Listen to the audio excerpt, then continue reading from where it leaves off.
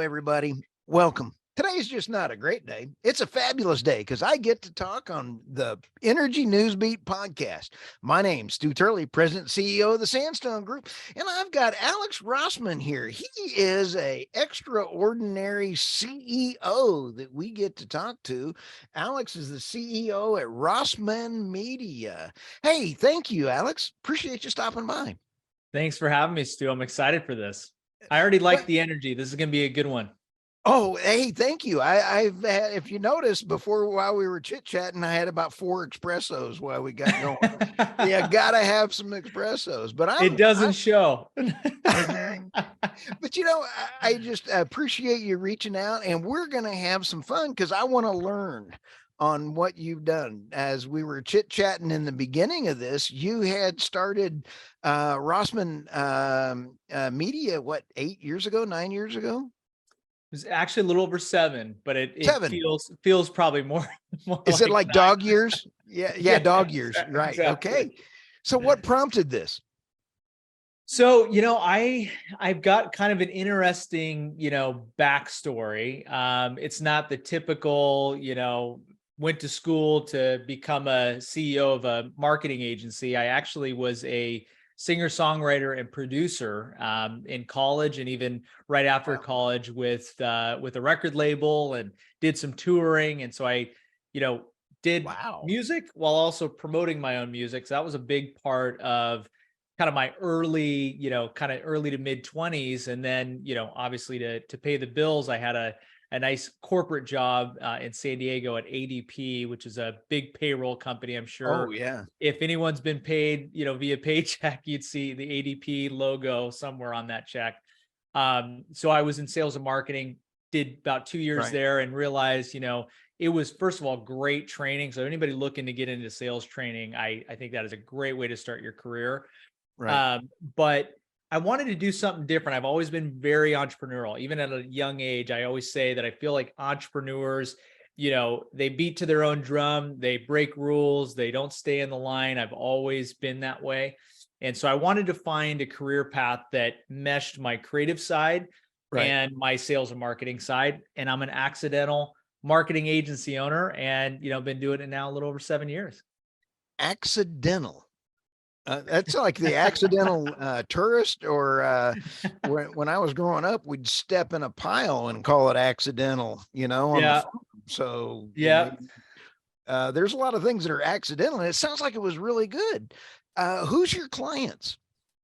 So we work with Fortune 500 enterprise clients all the way down to startups. So our whole methodology is we want to work with mission-driven brands that we believe in and support. So we're actually the first, agency that you probably see out there in the marketplace that we probably turn down more prospective clients than we bring on, not to be super exclusive or,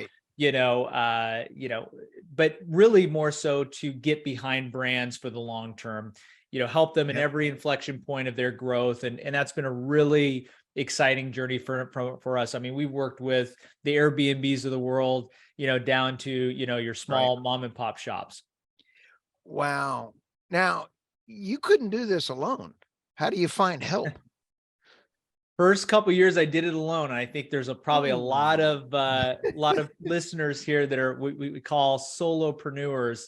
But after a while, you kind of bring on clients, you bring on staff, bring on more clients, bring on more staff. And now we're at the stage where we're a little over 50 full-time employees and growing like crazy. So no, you definitely get to a point where you cannot do it alone. And, that's where it really gets important to, attract the right people. Oh, absolutely. And so when you sit back and kind of go, I'm dead meat without my staff. And I just absolutely love them.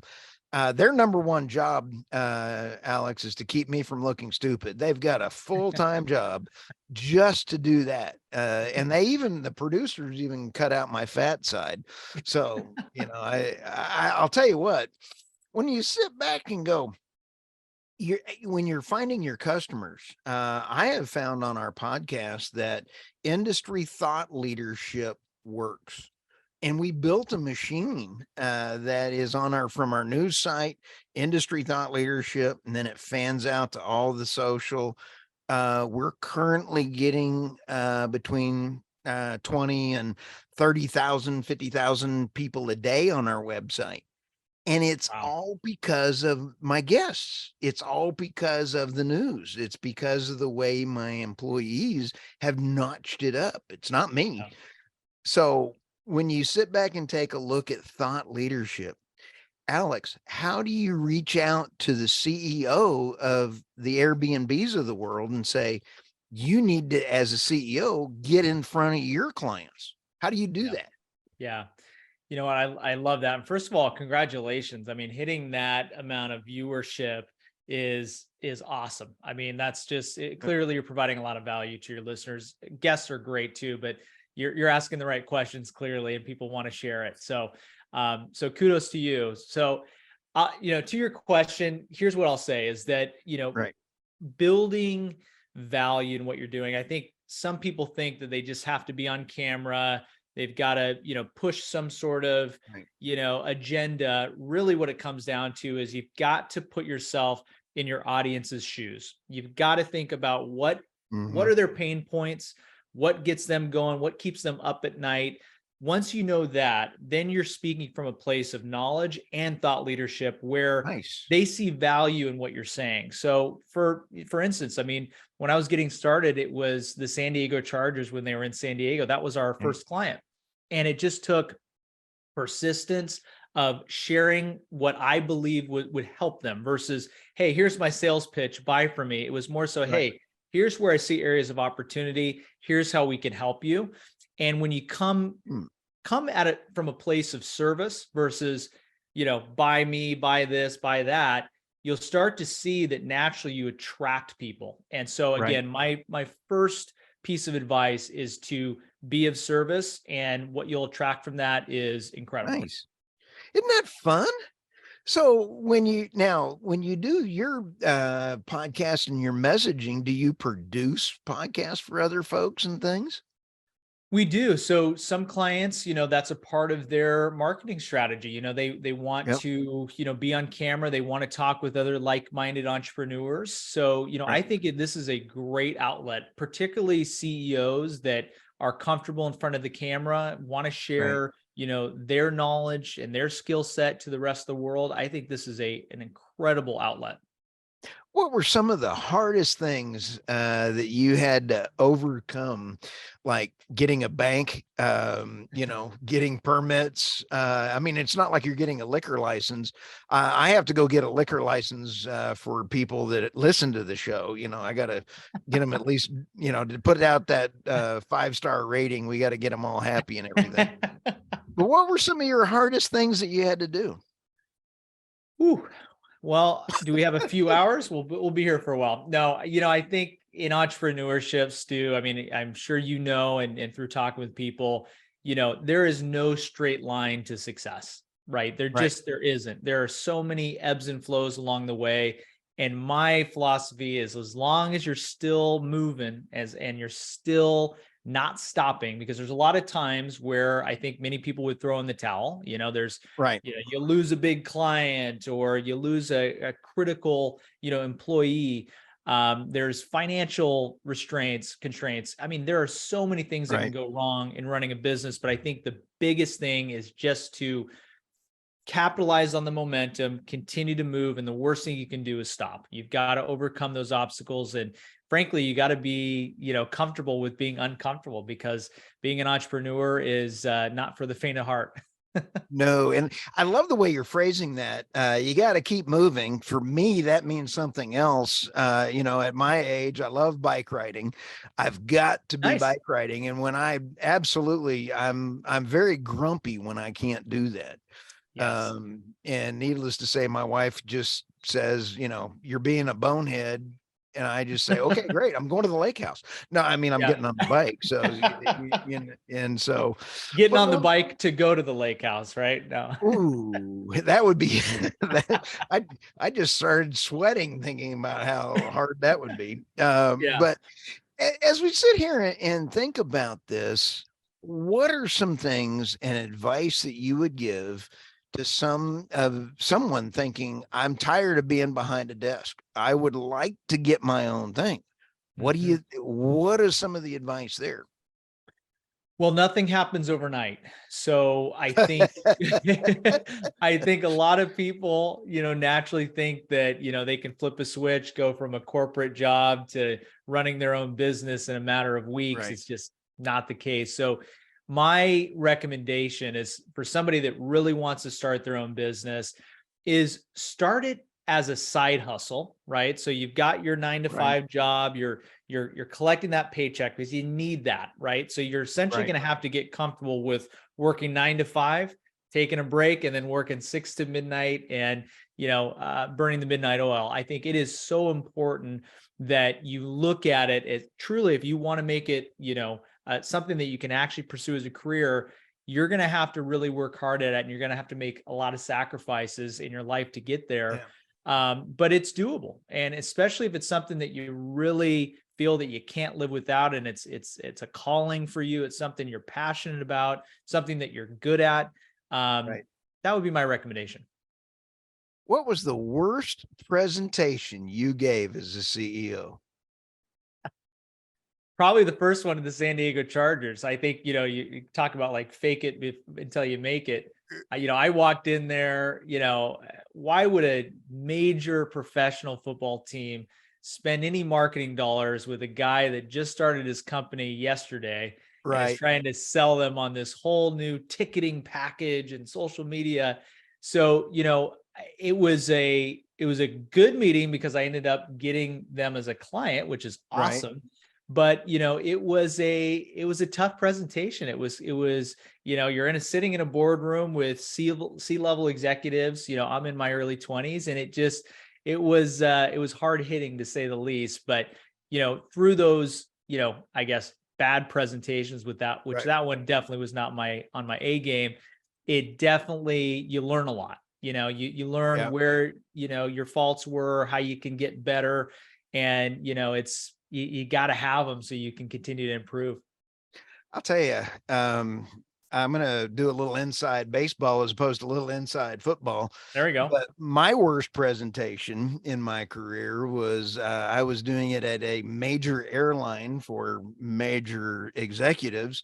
And my fly was undone as I'm up there walking around. And if you can only imagine, I present with my hands and I'm doing this and I Yeah. look down, I'm like, holy smokes.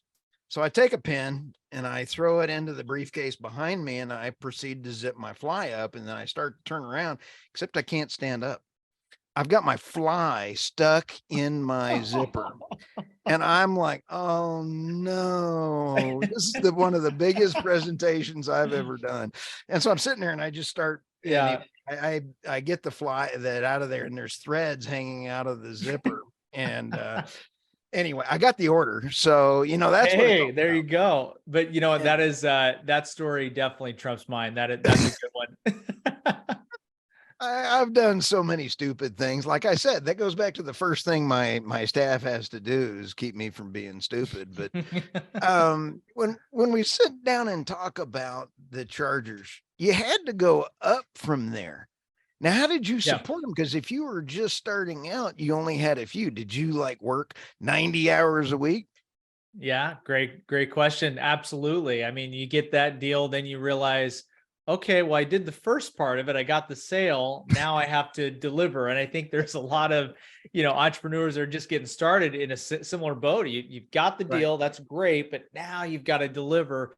And that's where it gets tricky, right? I mean, Right. that's how you build value. That's how you build trust. So the last thing I want to do, especially somebody that's putting their name on the business, is to not deliver. So yes, it was long hours. It was, hiring the right contractors to help get that, project Right. done.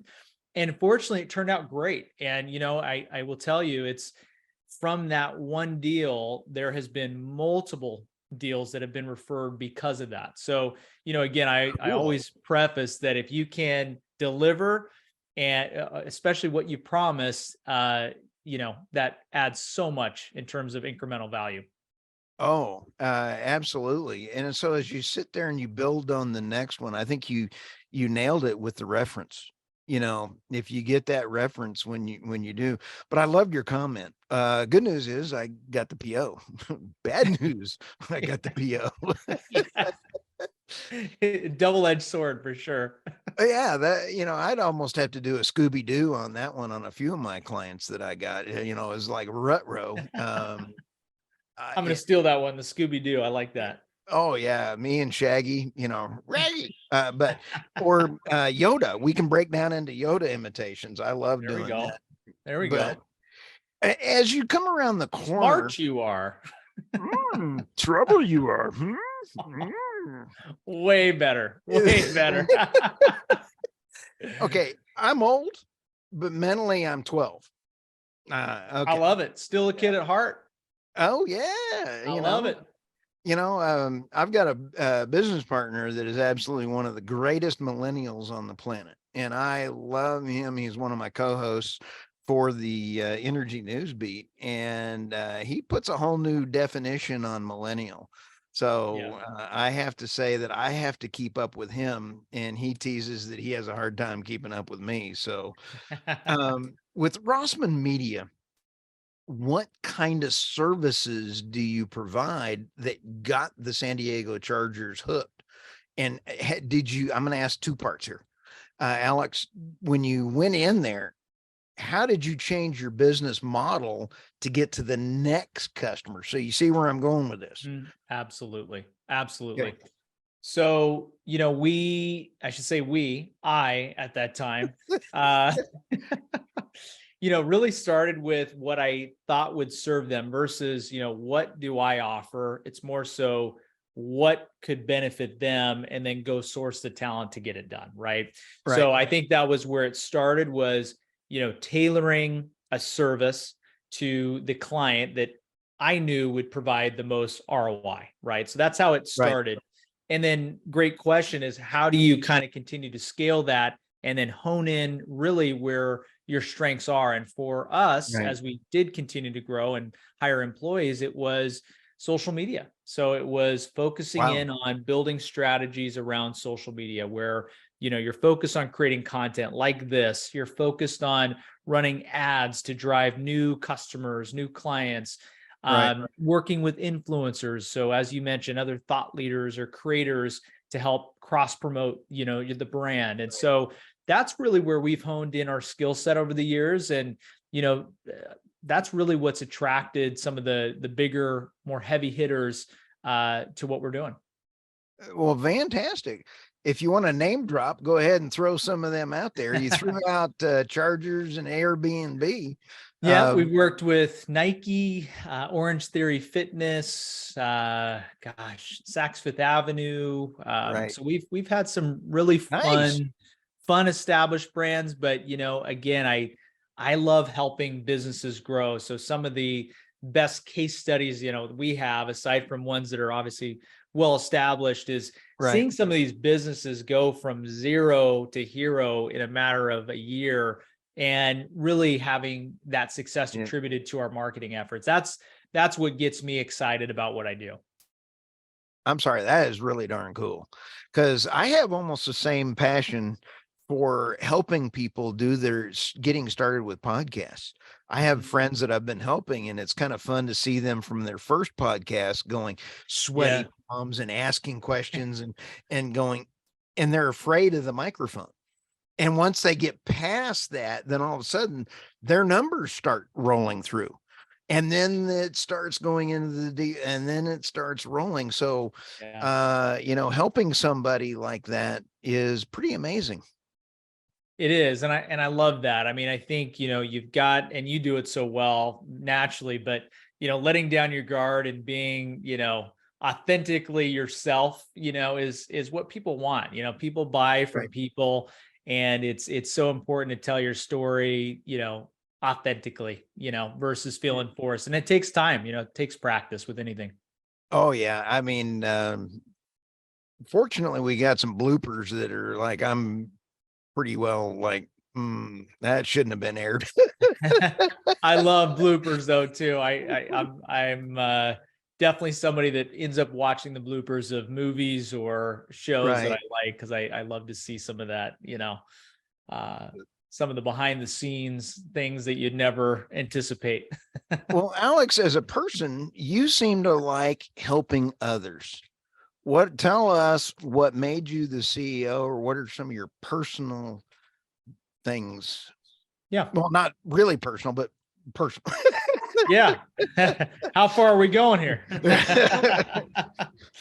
I would say, I've always been someone that wants to help people naturally, Right, I almost to a fault at times, personally, but right, I really believe that if you are of service, you can be of service to someone, right, not only does it make you feel good, but it truly helps everybody around you. And I feel that, in a world where everybody's kind of me, I kind of take the approach of like, how can I be of service? How can I help?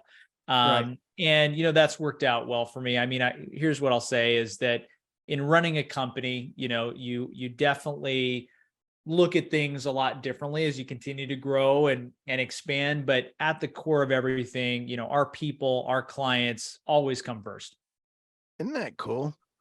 Yeah, our employees know the same thing. It's like, customers first, but I'll tell you, I try to have as much fun as I possibly can. And Have to. it is, I feel sorry for my wife.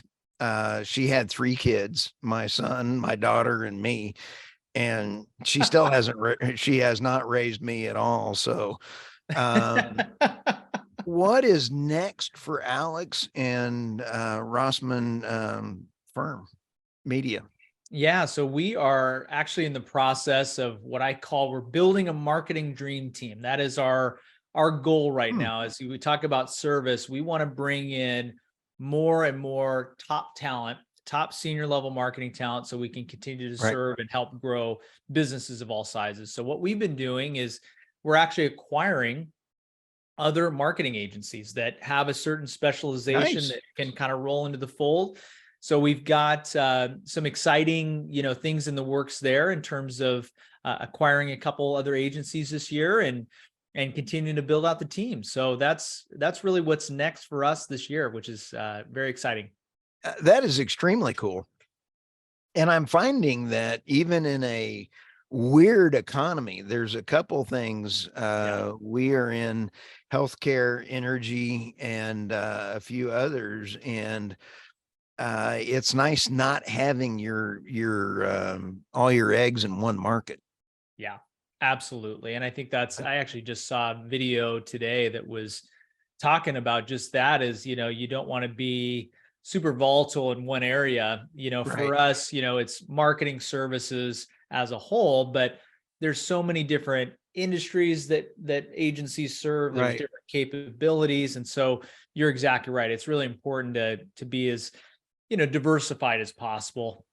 right. I am not a fan of social media, but unfortunately, I have to use it. And I'm only Yeah. using LinkedIn and Twitter. I think Yep. it's an absolute hoot that Elon bought it. And Elon, when you're listening to this podcast, go ahead and work with our agency, our folks, and we're going to hire Alex to book you. So, but I'm kind of like nervous about how you get your word out on social media when they're trying to manage what people see. What happens if you have a client, let's say in the energy space? Yeah. How, what do you do there? Yeah. Well, you're not the only person that has, some of those concerns and fears. And, there's a lot of that's just around the data that these social media platforms Right. hold on to, right? It's a,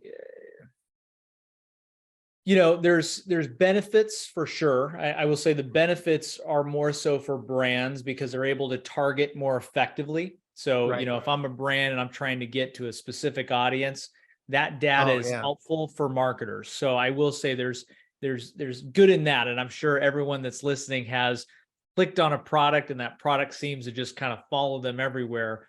And that's where that data comes in.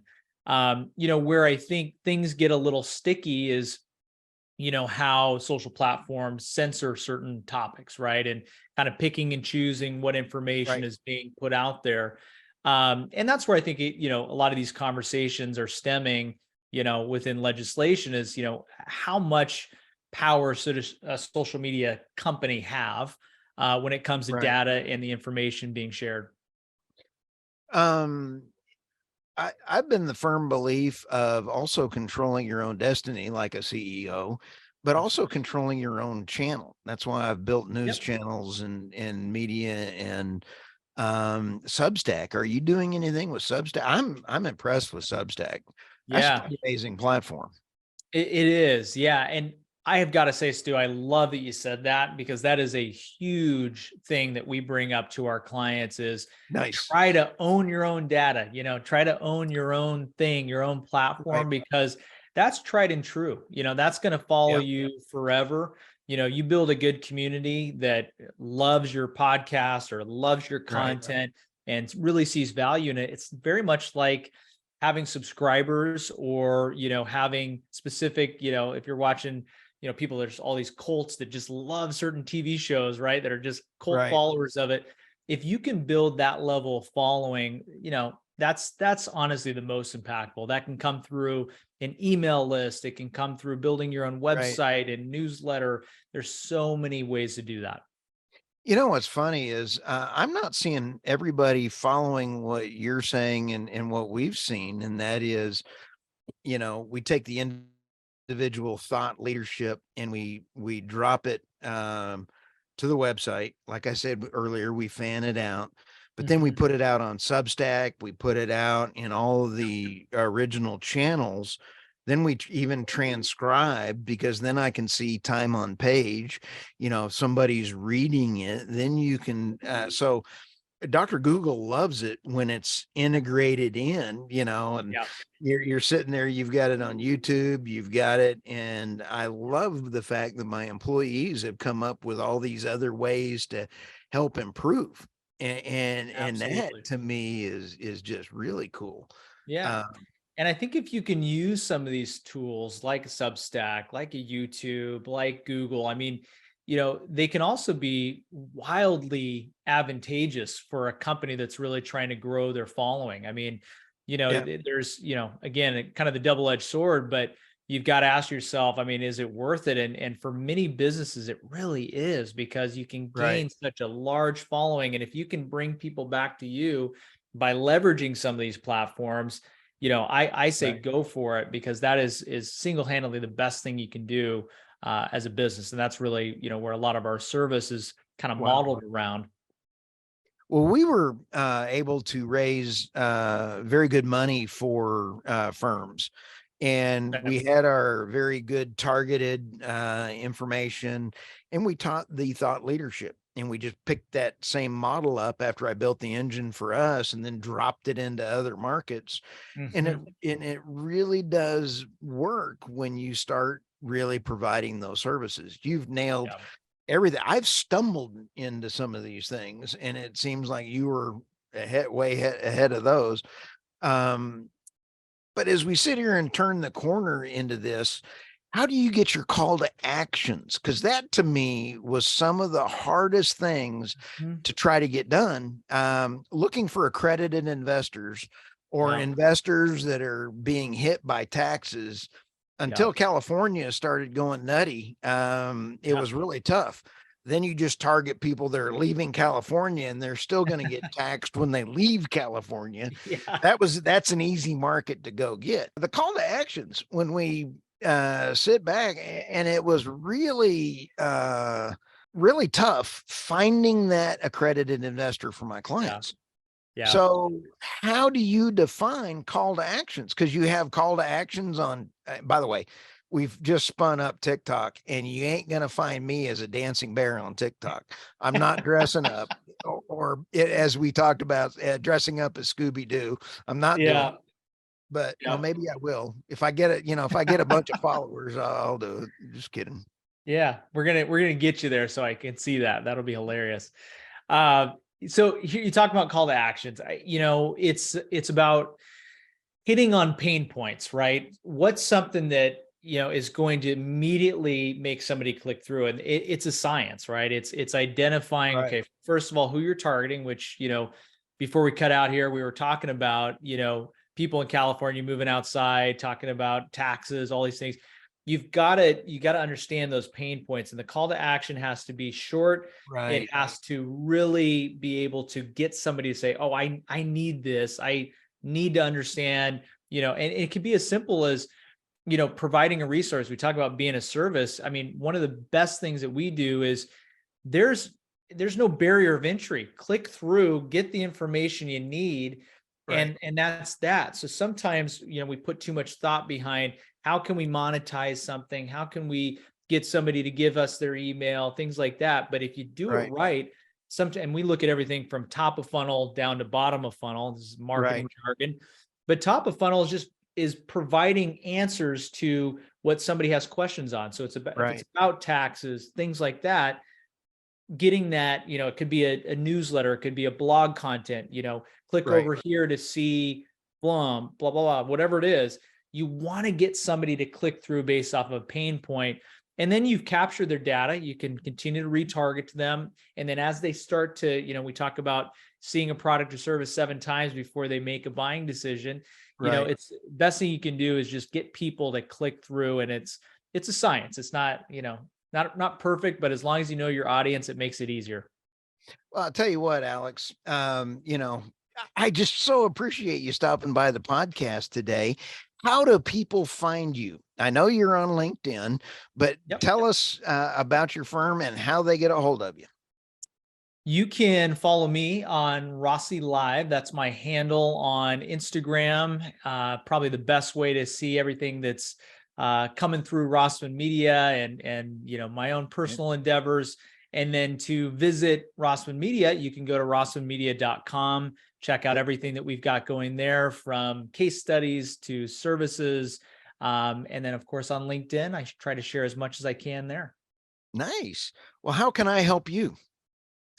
Ooh, good question. Well, you know what? This was helpful in and itself. It's good to talk with other, like-minded podcast hosts. And, I hope that, you can help us maybe produce a podcast of our own. I think right now we're pretty heavy into, being a guest, but I think ultimately we need to practice what we preach. Oh, we'll talk after. Perfect. Well, thank you so much. And thank you to all our listeners. Reach out to me if you're a industry thought leader, a CEO. I want to talk to you, and we want to share what you all know. Again, my name's Stu Turley, President and CEO of the Sandstone Group. Thank you for stopping by the Energy News Beat. Thanks, everyone.